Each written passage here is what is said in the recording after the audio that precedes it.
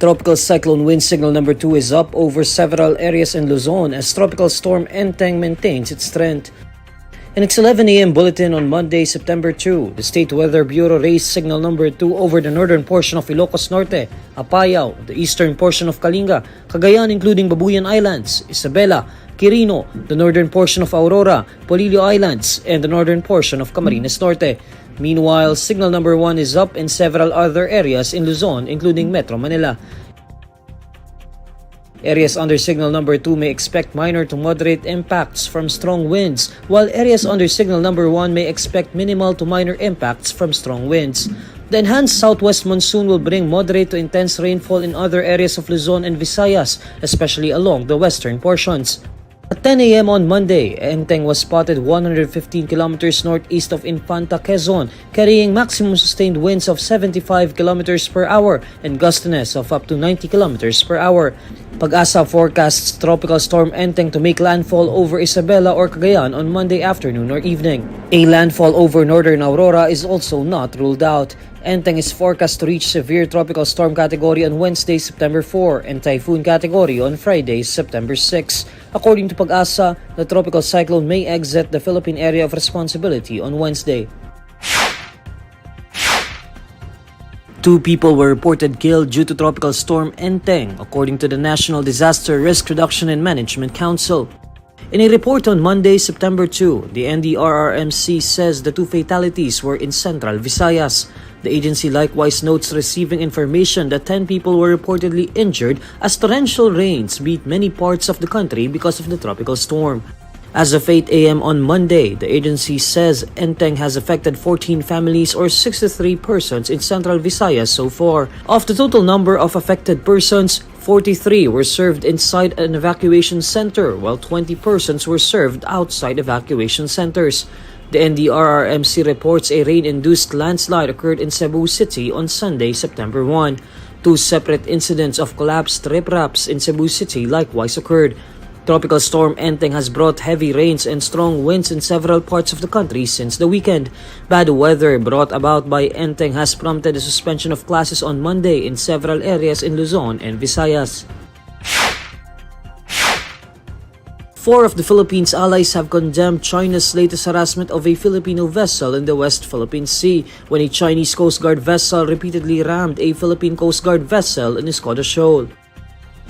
In a statement, U.S. Department of State spokesperson Matthew Miller denounced China's dangerous and escalatory actions against lawful Philippine maritime operations near Escoda Shoal.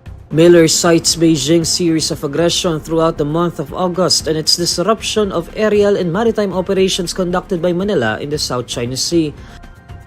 He also reaffirms the United States' commitment to the Mutual Defense Treaty with the Philippines, which extends to armed attacks on Philippine armed forces, public vessels, or aircraft, including those of its Coast Guard anywhere in the South China Sea. For his part, Japanese Ambassador Endo Kazuya says Japan opposes any unilateral attempts to change the status quo by force or coercion. The envoy emphasizes that Tokyo stands together with the Philippines in upholding the rule of law at sea. Similarly, Australian Ambassador HKU criticizes China's destabilizing behavior and called the repeated ramming of vessels unacceptable and dangerous.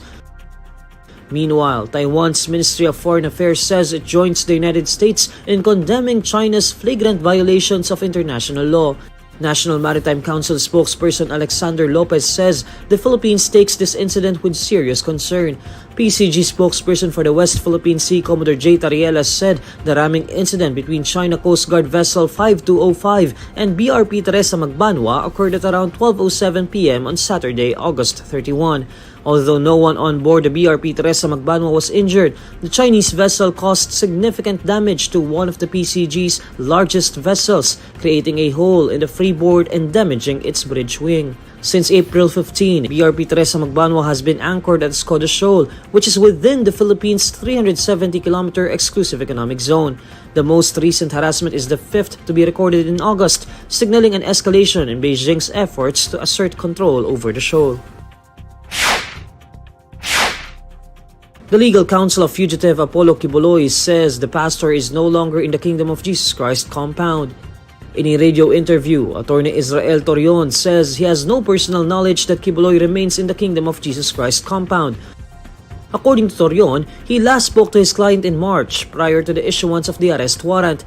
Asked if he believes Quiboloy has already left the compound, the lawyer answers in the affirmative, saying the televangelist left in March. He adds that he has already told police that Quiboloy was no longer there.